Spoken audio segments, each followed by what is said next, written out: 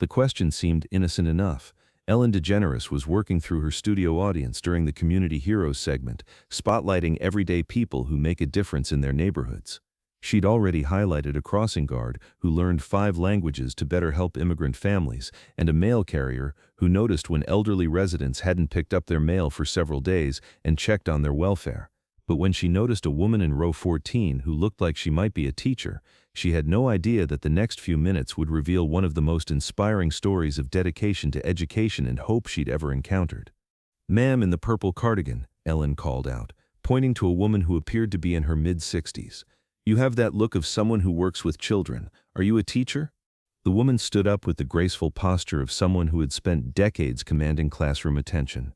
She had silver gray hair neatly styled, kind eyes behind reading glasses, and the warm, patient demeanor that marked a lifetime of working with young people. "I was a teacher," she replied, her voice carrying the clear diction of an educator. "I'm Agnes Fletcher, and I taught elementary school for 35 years before retiring 4 years ago." "Agnes, 35 years in education, that's incredible. Are you enjoying retirement?" Agnes's expression became more complex, carrying both satisfaction and something deeper. "Well, I'm not exactly retired from helping children learn." Ellen tilted her head, intrigued. "What do you mean?" "I still help students with their homework, but not in a traditional classroom setting anymore." The studio audience was paying attention, sensing there was more to this story. "Where do you help students now?" Agnes paused, seeming to consider how much to share. "At Riverside Park downtown. I set up at the picnic tables every afternoon from 3 to 7 p.m. Ellen walked closer to Agnes's row. "You teach at a park?" "Not exactly teach. I help children who don't have anywhere else to go do their homework. Kids whose families don't have internet access or quiet spaces to study, or parents who can help with assignments." The studio began to quiet as people understood what Agnes was describing. "How many children would you say you help?" Agnes thought about it. "On any given day, maybe 15 to 20 kids. Over the past 3 years, I've probably worked with over 200 different students."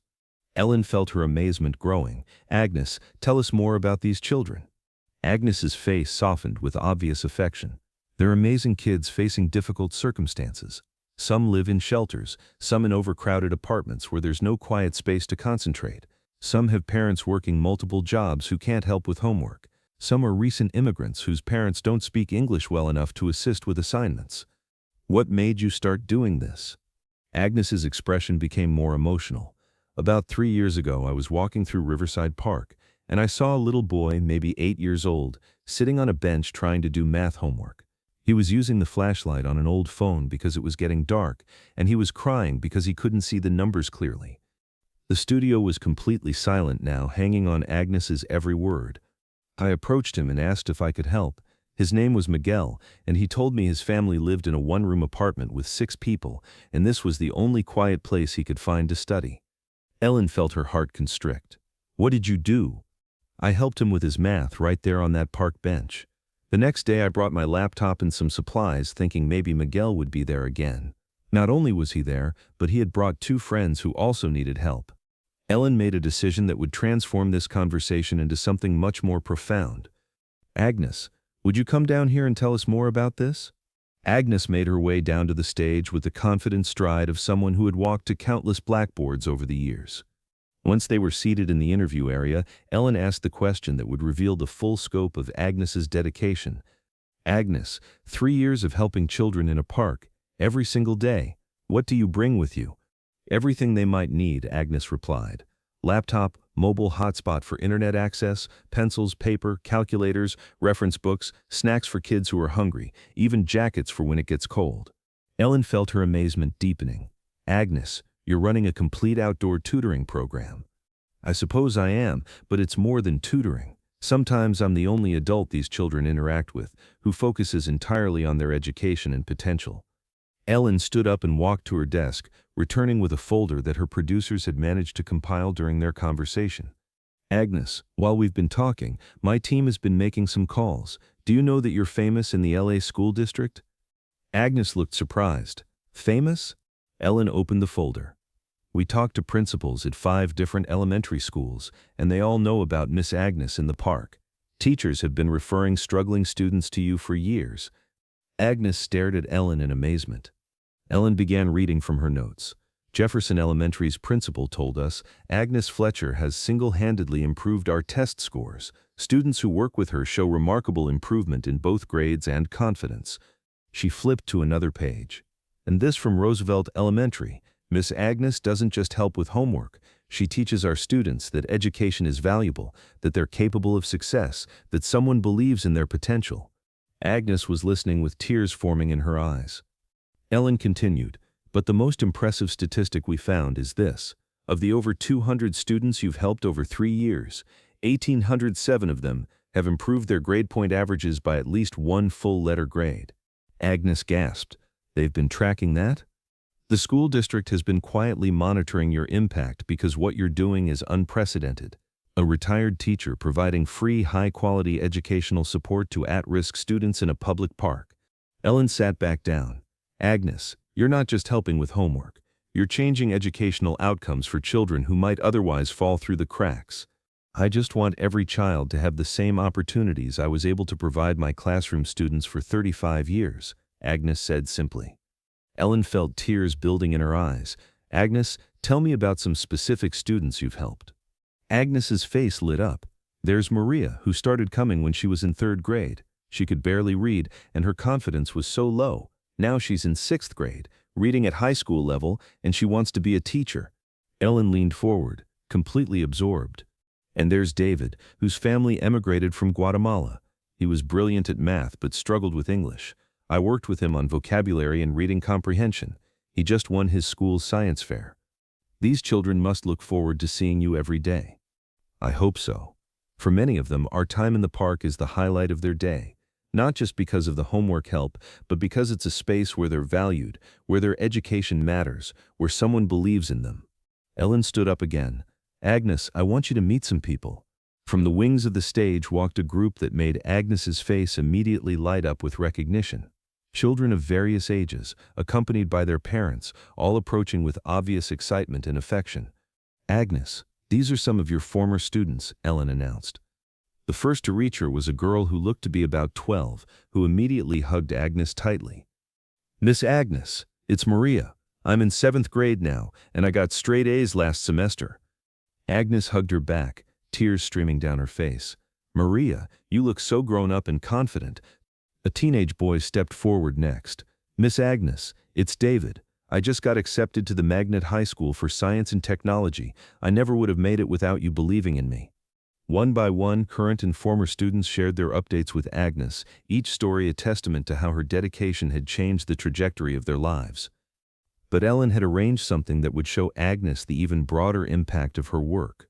Agnes, these students represent just a fraction of the children you've helped. But there's something else you should know. Ellen walked over to her desk and returned with more papers. The school district has been so impressed with your results that they've designed a new program based on your methods.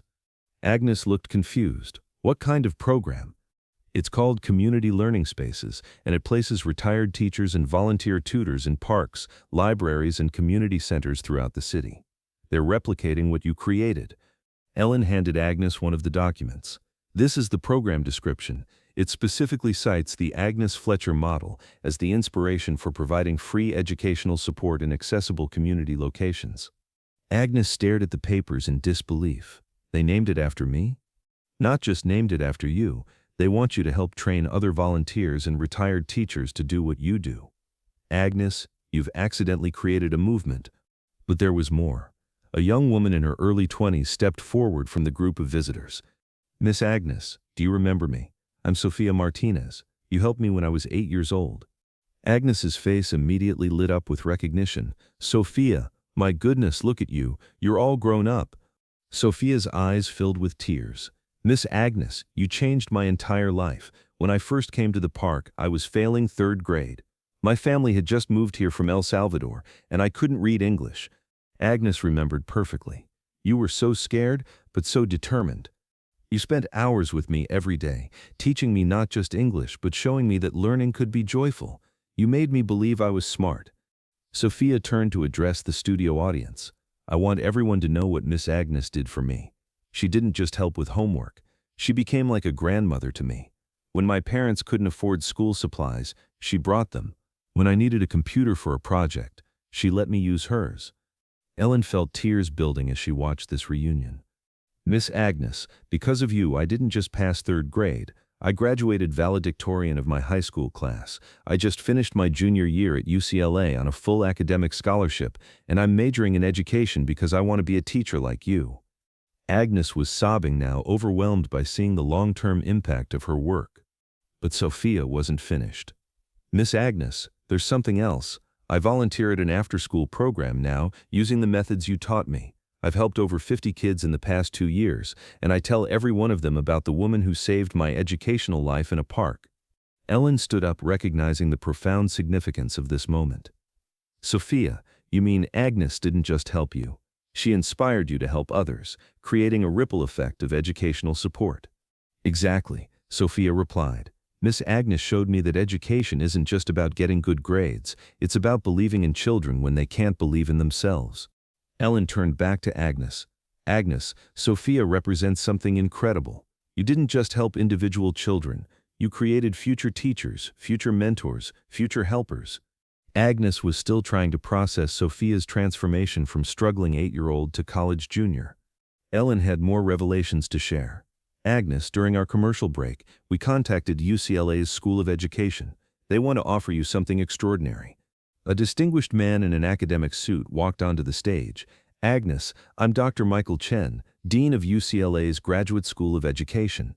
Agnes looked stunned to be meeting such a high-ranking academic official. Agnes, we've been studying your outdoor education model for the past year. What you've created aligns with our research on effective intervention strategies for at-risk students. Dr. Chen sat down with them. We'd like to offer you a position as visiting professor of community education. You would help us train future teachers in your methods, and we'd like to document your approaches for nationwide implementation. Ellen's excitement was palpable. Agnes, UCLA wants you to become a professor? More than that, Dr. Chen continued. We want to establish the Agnes Fletcher Institute for Community-Based Learning. It would be a research center dedicated to studying and expanding outdoor education programs. Agnes stared at Dr. Chen, then at Ellen, then at Sophia, overwhelmed by the magnitude of what was being offered. An institute named after me, Agnes whispered. Sophia stepped forward again. Miss Agnes, you deserve this recognition. You've proven that education can happen anywhere when it's delivered with love and dedication. Ellen addressed the studio audience. Ladies and gentlemen, what we're witnessing is extraordinary. Agnes thought she was just helping a few children with homework in a park, but she was actually pioneering a new field of education that universities want to study and school districts want to implement nationwide. She turned back to Agnes. Agnes, your retirement hobby is becoming an academic discipline. Your park bench classroom is inspiring university research. Your simple desire to help children is influencing how America thinks about education. Agnes looked around at Sophia, Dr. Chen, the students who had come to thank her, and back at Ellen. I just wanted children to have the same opportunities to learn that I tried to provide in my classroom for 35 years. And look what that desire has created, Ellen replied. You've shown that the most important element in education isn't the building or the technology or even the curriculum. It's a caring adult who believes in a child's potential. Ellen turned to address the studio audience. Ladies and gentlemen, Agnes Fletcher thought she was just helping a few children with homework, but what she actually did was prove that education can happen anywhere when delivered by someone who truly cares about children's success. But Ellen had one final surprise that would ensure Agnes could expand her mission beyond just one park. Agnes, I want you to meet someone. From the audience stood a woman in a business suit who walked onto the stage. Agnes, this is Dr. Patricia Williams, the superintendent of LA Unified School District, Ellen said as the woman approached. Dr. Williams sat down with Ellen and Agnes. Agnes, what you've accomplished in Riverside Park is exactly what public education needs more of. Personalized, caring support for students who need extra help. Agnes looked stunned to be meeting the superintendent. We'd like to offer you a position, Dr. Williams continued. Community Education Coordinator. You'd work with us to establish learning spaces in parks throughout the city, train volunteers, and expand the program to reach thousands more students. Agnes stared at Dr. Williams. You want to hire me back into education? We want to harness your innovation and compassion to help even more children. The position comes with a full salary, benefits, and a budget to create learning spaces wherever they're needed most. Ellen couldn't contain her excitement. Agnes, do you understand what's happening? Your retirement project is becoming a district-wide educational program. Agnes looked around at all the students who had come to thank her, at Dr. Williams, at Ellen, trying to process the magnitude of what was being offered. I just wanted to help children learn, Agnes said, her voice barely above a whisper. Ellen stood up and made her final statement. Agnes Fletcher retired from teaching 4 years ago, but she never retired from caring about children's education. What she created in one park is now going to benefit students throughout our entire city. She turned to Agnes one more time. Agnes, you've proven that retirement doesn't mean the end of your impact. Sometimes it means the beginning of your greatest contribution. As the show wrapped up, Agnes was surrounded by her former students, all of them celebrating not just her recognition, but the expansion of the program that had helped them succeed. 6 months later, the Community Learning Spaces program was operating in 15 parks across Los Angeles, serving over 300 students daily. Agnes split her time between her original location at Riverside Park and training new volunteer tutors throughout the city. Maria, now in 8th grade, had become a peer tutor herself, helping younger students while Agnes worked with others. David had started a science club that met in the park, teaching other kids about experiments and discovery. And every afternoon when Agnes set up her laptop and supplies at whichever park she was visiting that day, she carried with her the knowledge that retirement had not been the end of her teaching career. It had been the transformation of it into something even more meaningful. Because Agnes had learned something that changed how she thought about education and service, that the most important classrooms aren't always buildings with walls and blackboards. Sometimes they're park benches under open skies, where a caring adult and a curious child can create the kind of learning that changes lives forever.